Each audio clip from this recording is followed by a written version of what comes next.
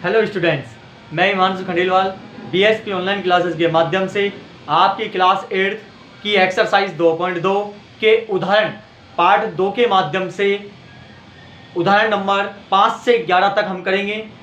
जो उदाहरण 5 है वो आपको दिख रहा होगा कि परिमेय संख्या -7/3 के दुगने में क्या जोड़ा जाए जिससे 3/7 प्राप्त हो जाए।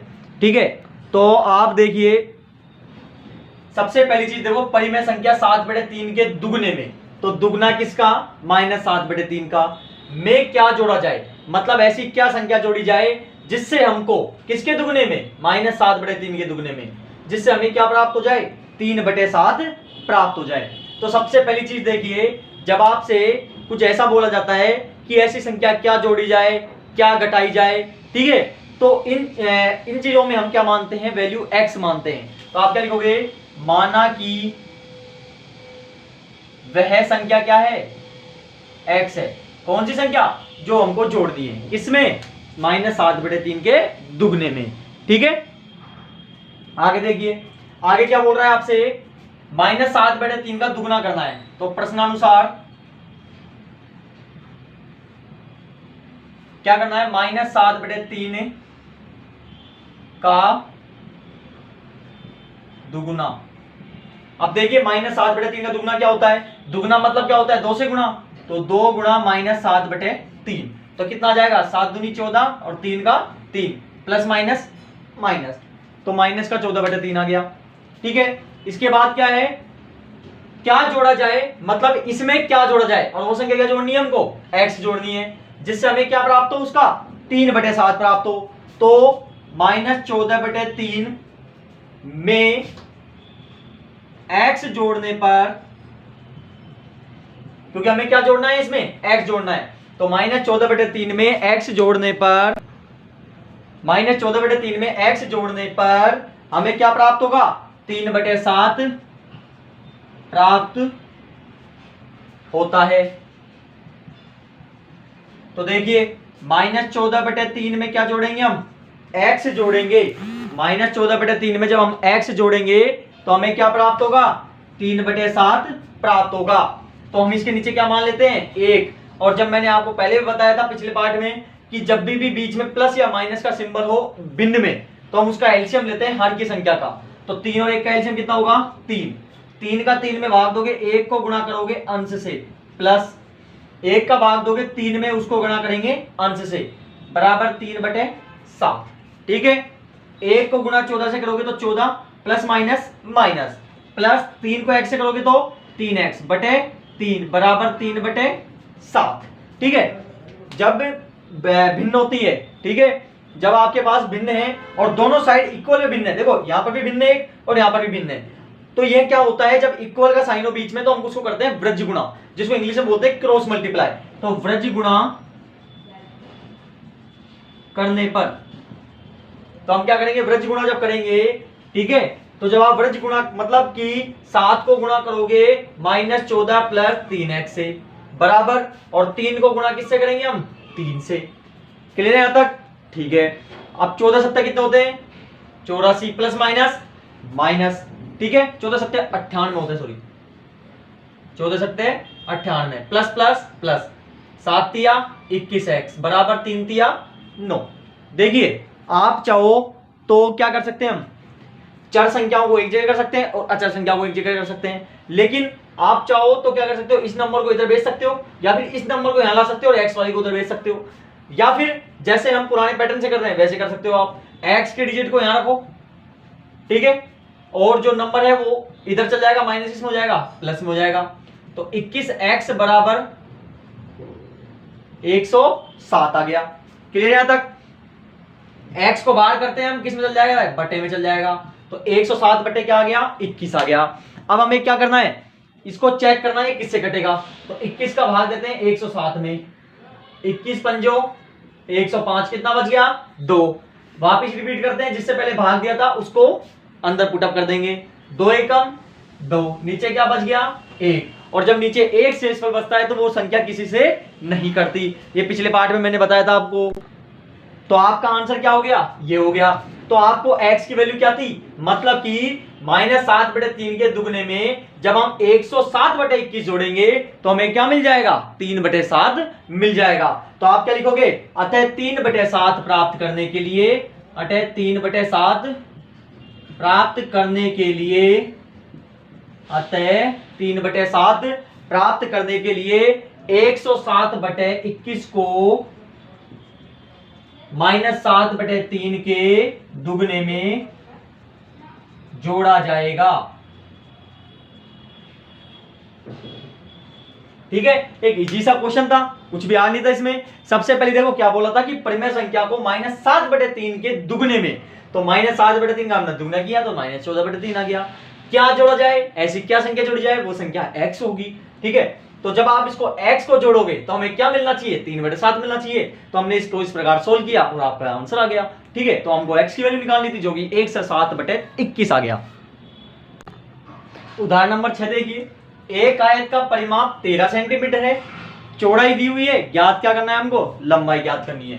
तो क्या क्या दिया हुआ है, आयत का परिमाप कितना है, 13 सेंटीमीटर, चौड़ाई दी हुई आयत की, और आयत की चौड़ाई कितनी है, 2 सही 3/4 सेंटीमीटर, और हमको ज्ञात क्या करना है, लंबाई ज्ञात करनी है। ठीक है, तो आप देखो सबसे पहली चीज क्या ज्ञात करनी है हमको, लंबाई, और जो मिसिंग है उसको हम क्या मान सकते हैं, x मान सकते हैं। तो माना कि आयत की लंबाई, देखो x मानो तो x भी मान सकते हो, और लंबाई को हम l से भी लिखते हैं, स्मॉल l से लिखते नहीं देते भाई, लंबाई का जो इंग्लिश वर्ड क्या होता है, लेंथ होता है, तो हम इसको स्मॉल l से रिप्रेजेंट कर देंगे, या आप चाहो तो x भी लिख सकते हो। ठीक है, तो फॉर्मूला किसका लगाना है, देखो फॉर्मूला किसका है, आयत का परिमाप। तो आयत का परिमाप बराबर, ठीक है, आयत का परिमाप बराबर क्या फॉर्मूला होता है, 2 गुणा लंबाई प्लस चौड़ाई। ठीक है, तो आयत का परिमाप दिया हुआ है आपको कितना, 13, 2 गुणा लंबाई क्या मानी है हमने, l मानी है। ठीक है, प्लस चौड़ाई कितनी है, 2 सही 3/4, 13 बराबर 2 गुणा l प्लस, अब देखिए हम क्या करेंगे यहाँ पर, ये क्या है, मिश्रित भिन्न है, मिक्स फ्रैक्शन है, इसको हम साधारण भिन्न में कन्वर्ट करेंगे। तो 4 दूनी 8 प्लस 3 11/4, तो 13 बराबर 2 गुणा, अच्छा इसके नीचे हम क्या मान लेते हैं, 1 मान लेते हैं। ठीक है, सुटेबल हो जाएगा, भिन्न है, प्लस माइनस के सिंबल होने पर रो का एलसीएम लेते हैं, 1 और 4 का एलसीएम कितना आएगा, 4 आएगा। 1 का भाग 4 में दोगे, 4 को गुणा करोगे l से, प्लस 4 का भाग दोगे 4 में, 1 को गुणा करोगे 11 से। ठीक है, 13 बराबर 2 गुणा 4 को l से करोगे 4l आएगा, 11 एकम 11/4, 13 बराबर, जब बाहर ब्रैकेट के बाहर कोई संख्या है और गुणा का सिंबल है बीच में, तो वो संख्या क्या होती है, ब्रैकेट के अंदर जितनी भी संख्या होती है उन पे अप्लाई होती है। तो 2 को 4 से गुणा करोगे 8l आएगा, प्लस 2 को 11 से करोगे 22 आएगा, नीचे ओनली 4 है, 4 लिख देंगे। यहां तक क्लियर, आगे देखिए नीचे क्या मान लेंगे, इसके भी 1 मान लेते हैं। अब देखिए वही आपके भिन्न दोनों साइड, बीच में इक्वल का सिंबल क्या लगाएंगे, ब्रज गुणा, ब्रज गुणा करने पर क्रॉस मल्टीप्लाई। ठीक है, तो अब जब ब्रज गुणा करोगे आप, तो 13 को तो गुणा करोगे किससे, 4 से, और 8l 22 को गुणा करोगे 1 से। ठीक है, 13 चौके क्या होते हैं 52, 8l को 1 से करोगे तो 8l आएगा, प्लस 22 को 1 से करोगे तो 22 आएगा। देखो आप चाहो तो अचर संख्या को इधर भी ला सकते हो और चर संख्या को वहां भी छोड़ सकते हो, मतलब कि आपको ऐसा करना है कि चर एक जगह हो जाए और चर एक जगह हो जाए। देखो करके बताता हूँ, या चाहो तो आप इसको इधर ले आओ, ये प्लस माइनस में हो जाएगा फिर, लेकिन आप चाहते हो कि मैं 8l को यहीं छोड़ दूं, तो ये छोड़ दिया मैंने, 52 यहाँ रहेगा, अचर संख्या इधर पास के पास हो जाएगी, यहाँ जाएगी 22 में। देखो कोई, यदि आप चाहो तो ऐसे भी कर सकते हो, कैसे, इस 8x को इधर, 8l को इधर ले आओ तो माइनस का 8l हो जाएगा, 22 में रहेगा ही, ये इधर हो जाएगा तो प्लस में किस में हो जाएगा, माइनस में हो जाएगा। क्या होता है कि आपको चर संख्या और अचर संख्या एक जगह करनी होती है। तो 52 में से 22 गया तो कितना बच गया, 30 बराबर 8l। क्लियर यहां तक, आगे चलिए, l को बाहर करेंगे हम, किस में चल जाती है संख्या, बटे में चल जाती है, चल जाती नहीं चल जाती, तो l बराबर बटे में चल जाएगी 8। यहाँ तक क्लियर। तो आपकी जो एल की वैल्यू है, जो लेंथ है, वो कितनी आ गई 30/8 आ गई। हम इसको चेक करेंगे किससे कटेगा, और मैंने आपको चेक करने का फॉर्मूला बताया था कि जब भी आप चेक करो तो डिविडेड मेथड, जो डिवाइड करते हैं हम, उस मेथड से हम चेक कर सकते हैं, और मैंने आपको बताया था अभी। तो ये आप जब चेक करोगे तो ये संख्या कटेगी 2 से कटेगी, ठीक है। तो L बराबर 15/4 आ जाएगा। जब 15/4 आ गया तो देखो ये मिश्रित भिन्न में भी कन्वर्ट हो सकती है। जब नीचे हर होता है छोटा अंश से, तो मिश्रित भिन्न में बदल सकता है। तो मिश्रित भिन्न में बदलने के लिए 4 का भाग दो 15 में, 4 तिया 12, नीचे कितना बच गया 3। जो शेषफल बच जाएगा वो अंश में, और जिससे भाग दिए हैं वो हर में आ जाएगा। तो L की वैल्यू कितनी आ गई 3 से ही 3/4 सेंटीमीटर। यहां तक क्लियर। और आपको ज्ञात क्या करनी थी, L ही ज्ञात करनी थी, लंबाई ज्ञात करनी थी। अतः आयत की लंबाई क्या गई, अतः आयत की लंबाई बराबर 3 से ही 3/4 सेंटीमीटर। क्लियर। देखिए अगला क्वेश्चन क्या है। साहिल की मां की वर्तमान आयु, साहिल की वर्तमान आयु की 3 गुनी है। 5 वर्ष बाद उन दोनों की आयु का योग 66 वर्ष हो जाएगा। तो उनकी वर्तमान आयु ज्ञात करनी है। बहुत इजी सा है। देखो सबसे पहली चीज आपको इसमें यह देखना होगा कि किसकी आयु का किसकी आयु से कंपेयर हो रहा है। तो साहिल की मां की जो वर्तमान आयु है उसका कंपेयर हो रहा है साहिल की वर्तमान आयु से। तो जो साहिल की जो मां है उसका कंपेयर किससे हो रहा है, साहिल से हो रहा है। तो जो जिससे कंपेयर होता है उसकी वैल्यू को आप x मान लो, यानी कि उसकी जो आयु होगी वो क्या हो जाएगी, x हो जाएगी। तो जो साहिल की जो मां की वर्तमान आयु है वो कंपेयर किससे हो रहा है, साहिल की वर्तमान आयु से हो रहा है। तो साहिल की जो वर्तमान आयु क्या हो जाएगी, x हो जाएगी। तो मां की ऑटोमेटिक निकल जाएगी। तो देखिए किस प्रकार लिखेंगे हम, तो आप लिखोगे माना कि साहिल की वर्तमान आयु बराबर x। तो माना कि साहिल की वर्तमान आयु क्या है, x है। तो फिर साहिल की जो मां की वर्तमान आयु क्या हो जाएगी, साहिल की मां की वर्तमान आयु, देखो क्या बोल रहा है, साहिल की वर्तमान आयु की 3 गुनी है। तो साहिल की वर्तमान आयु की 3 गुनी मतलब गुणा 3, मतलब कि 3 गुनी है, ठीक है। तो साहिल की वर्तमान आयु कितनी है, x का गुणा 3 से, तो कितना आ गया 3x आ गया। क्लियर है आता है। आगे क्या बोल रहा है, 5 वर्ष बाद उन दोनों की आयु का योग 66 वर्ष हो जाएगा। मतलब जैसे ही 5 वर्ष ज्यादा हो जाएंगे, बढ़ जाएंगे, तो जो उनकी दोनों की आयु है, किस किस की, साहिल की और साहिल की मां की, दोनों की आयु क्या हो जाएगी 66 वर्ष हो जाएगी, दोनों को मिलाकर। तो आप क्या लिखोगे, अतः जो 5 वर्ष बाद है, जो साहिल तथा मां की आयु का योग कितना हो जाना है, 60 वर्ष हो जाने पर, तो 5 वर्ष बाद दोनों की आयु का योग 60 वर्ष होने पर। अब देखिए दोनों की कौन कौन की, एक तो साहिल की और एक साहिल की मां की। अब तो देखिए सबसे पहले साहिल की कितनी होगी 5 वर्ष बाद, तो साहिल की आयु कितनी हो जाएगी भैया, साहिल की 5 वर्ष बाद, तो बताओ एज बढ़ेगी घटेगी, बाद में बढ़ेगी, तो x + 5, ठीक है। यदि ऐसे बोलता पहले तो x - 5 हो जाती। ऐसे ही साहिल की मां की आयु क्या हो जाएगी 5 वर्ष बाद, कितनी है अभी 3x, तो कितनी बढ़ जाएगी 5 वर्ष और 2 बढ़ जाएगी। क्लियर। अब कितना इनका योग कितना हो जाता है, 60 वर्ष हो जाता है। मतलब कि साहिल का और इनकी मां का दोनों का क्या हो जाता है योग, तो x + 5 और 3x + 5 दोनों का योग कितना हो जाता है, 60 वर्ष हो जाता है, सॉरी 66 वर्ष हो जाता है, ठीक है। तो ब्रैकेट को खोलते हैं, जब ब्रैकेट के बाहर प्लस होता है तो ब्रैकेट के अंदर जितने भी सिंबल होते हैं वो सेम उतर जाते हैं। तो +3x + 5 बराबर 66, माइनस होने पर उल्टा हो जाता है। x और 3x कितना हो गया 4x, 5 और 5 कितने हो गए 10 बराबर 66। 4x बराबर नंबर को उधर भेज देंगे माइनस में हो जाएगा, तो 4x बराबर कितना आ गया 56। x को हम बाहर करेंगे किसमें चल जाएगा बटे में, तो x की वैल्यू कितनी आ गई 14। तो मतलब कि जो अभी कितना आ गया, x का मान कितना आ गया हमारे पास 14 आ गया, ठीक है। अब क्या कर सकते हो आप, जब x की वैल्यू आ गई तो इनकी वर्तमान आयु निकल जाएगी। तो साहिल की वर्तमान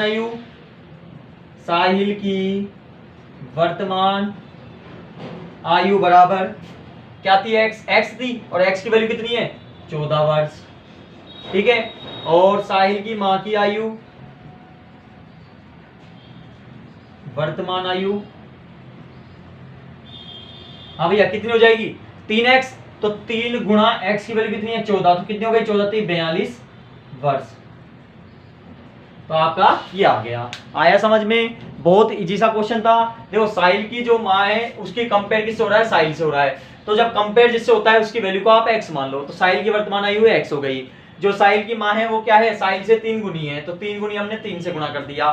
5 वर्ष बाद मतलब दोनों संख्या, मतलब दोनों की आयु बढ़ेगी 5 वर्ष बाद, तो हमने बढ़ा दी। और आपने जब इसको सोल्व किया तो आपके पास ये आंसर आ गया। कुछ इस प्रकार हमने उदाहरण 7वां किया।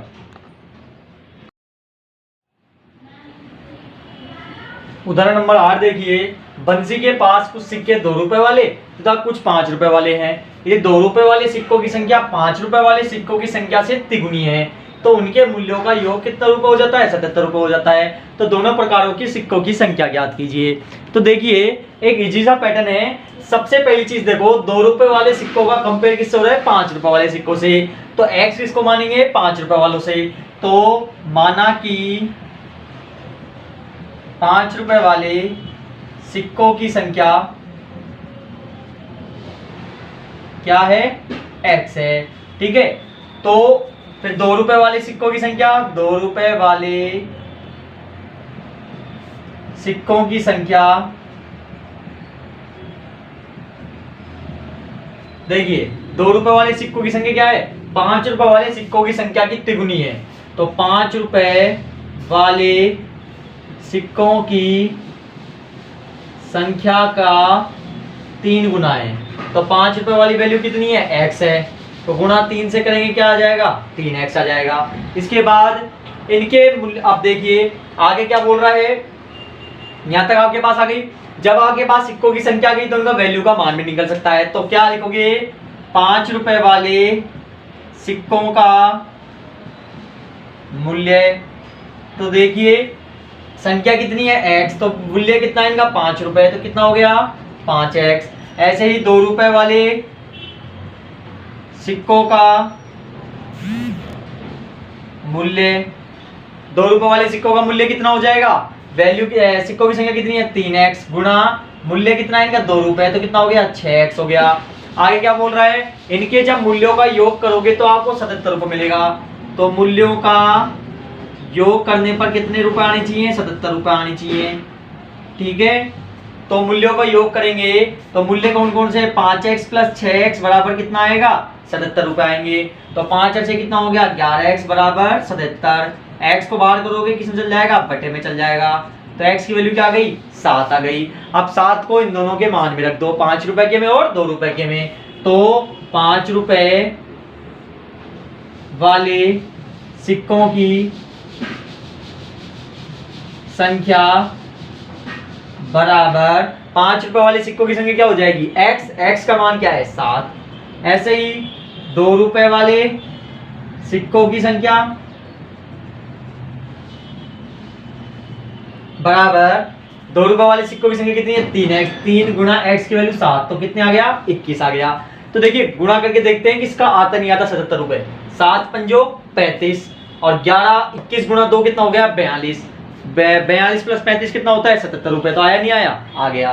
तो एक इजी सा था। सबसे पहले क्या करोगे आप, सबसे पहले देखो कंपेयर किसका किससे हो रहा है, 2 रुपए वाले सिक्कों का 5 रुपए से हो रहा है। तो 5 रुपए वाले सिक्कों की संख्या क्या हो जाएगी, x हो जाएगी। जिससे कंपेयर होता है उसकी वैल्यू को x ले लो।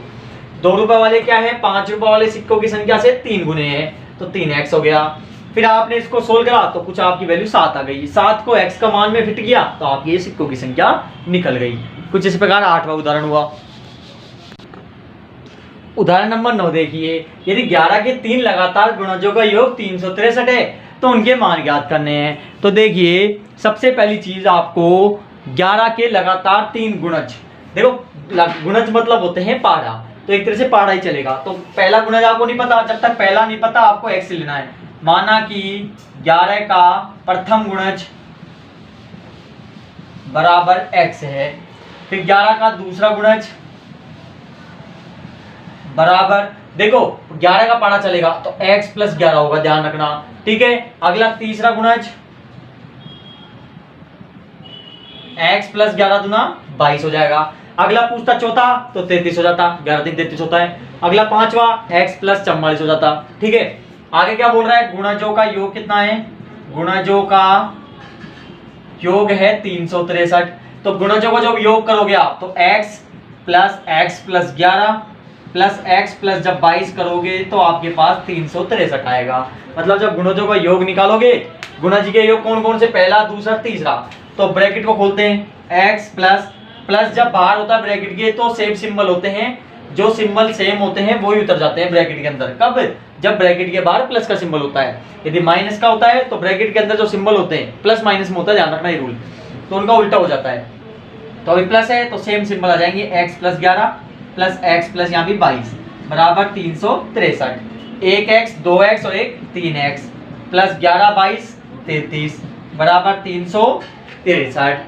x की वैल्यू यहाँ रहेगी, नंबर चल जाएगा साइड में, 33 आ जाएगा, प्लस माइनस में हो जाएगा तो 3x बराबर 330।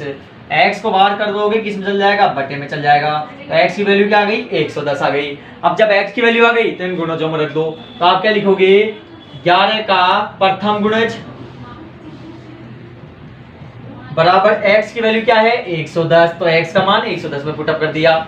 ऐसे ही दूसरा गुणज x प्लस 11, x की वैल्यू 110 प्लस 11 कितना हो गया 121। ऐसे ही तीसरा गुणज बराबर x प्लस 22, x की वैल्यू 110 प्लस 22 तो 2 3 1 132। अतः 11 के जो लगातार तीन गुणज हैं वो क्या हो गए, अतः 11 के लगातार तीन गुणज बराबर 110 121 और 132 हैं। आया समझ में, ये एक जैसा क्वेश्चन था। गुणज मतलब पहाड़े होते हैं, तो आपको पहाड़े निकालने हैं कि ऐसे तीन निकालना है जो इनमें जाते हो, जो लगातार तीन गुणज हो। तो हमने सबसे पहला देखो प्रथम गुणज हमको x मानना है, तो हमने x माना। दूसरा गुणज हमने x प्लस 11, क्योंकि 11 का निकालना है तो 11, यदि 10 का निकालना होता है तो 10 10 दूना 20 हो जाता फिर। ठीक है, इसको आप सोल्व करोगे तो आपकी वैल्यू निकल जाएगी। ये उदाहरण नंबर आपका 9 कंप्लीट हुआ। उदाहरण नंबर 10 देखिए, दो पूर्ण संख्याओं का योग 66 है, यदि उनमें 2:5 का अनुपात हो तो वे संख्याएं ज्ञात कीजिए। सबसे पहली चीज देखो, वैल्यू अनुपात में, रेशियो में, तो इनको वैल्यू को आपको x में लेना होगा। तो माना कि छोटा पूर्णांक बराबर 2x लिख लो, या आप चाहो तो लिख सकते हो माना कि पहला पूर्णांक बराबर 2x। ठीक है, बड़ा पूर्णांक बराबर 5 है, इसको भी x में ले लेंगे तो 5x हो गया। ठीक है, संख्या है जो पूर्ण संख्या है उनका अनुयोग कितना है 66 है। पूर्ण संख्याओं का योग बराबर 66 है। ठीक है, तो वे संख्याएं हमें क्या करनी है, ज्ञात करनी है। ये योग नहीं है, यहां अंतर है, दो पूर्ण संख्याओं का अंतर कितना है 66 है। अंतर मतलब माइनस, तो बड़ी में से छोटी वाली पूर्ण संख्या का अंतर कितना है 66 है। ठीक है, तो 5 में से 2 गया तो 3x बराबर 66। x को बाहर कर देंगे किसमें चल जाएगा, बटे में, तो x बराबर कितनी आ गई 22 आ गई। अब 22 को इनमें पुटअप कर दो, तो छोटा पूर्णांक अतः छोटा पूर्णांक बराबर 2x, तो 2 गुणा 22 बराबर 44, और बड़ा पूर्णांक बराबर 5x, तो 5 गुणा 22 बराबर 110। अब देखो 110 में से आप जब अंतर 44 का निकालोगे तो 66 ही आएगा। बहुत इजी सा क्वेश्चन था, अनुपात में था, रेशियो में लिया। रेशियो में लेने के लिए हमने वैल्यू, सॉरी अनुपात में था, इसको हमने वैल्यू में कन्वर्ट किया तो x की वैल्यू में निकाल लिया। तो छोटा पूर्णांक x में निकाला तो 2 को x से करोगे 2x आ जाएगा। ऐसे बड़ा को करोगे तो 5 को x से करोगे तो 5x आ जाएगा। ठीक है, पूर्ण संख्याओं का अंतर कितना है 66 है। अंतर निकाला 5x माइनस 2x, बड़ी में से छोटी को करा, तो कुछ इस प्रकार आपका ये सोल्व हुआ। उदाहरण नंबर 11 देखिए, देवीसी के पास 50 रुपए 20 रुपए तथा 10 रुपए वाले कुल मिला के 25 नोट है। 50 20 और 10 तीनों प्रकार के कुल मिला के 25 नोट हैं। इन तीनों को मिलाने पर 590 रुपए बनते हैं। यदि 50 रुपए तथा 20 वाले नोटों की संख्या का अनुपात दिया हुआ है, देखो पिछले वाला क्वेश्चन थोड़ा रिपीट हुआ है, 3:5 है, तो प्रत्येक प्रकार के नोटों की संख्या ज्ञात करनी है। तो देखिए सबसे पहले अनुपात किसका दिया हुआ है, 3 और 5, जो कि 50 रुपए और 20 रुपए का दिया हुआ है। तो माना कि 50 रुपए वाले नोटों की संख्या बराबर 3 है, तो 3 गुणा x कितना हो गया, 3x हो गया। ऐसे ही 20 रुपए वाले नोटों की संख्या 5 है, तो 5 को x में करोगे 5x हो गया। यहां तक क्लियर।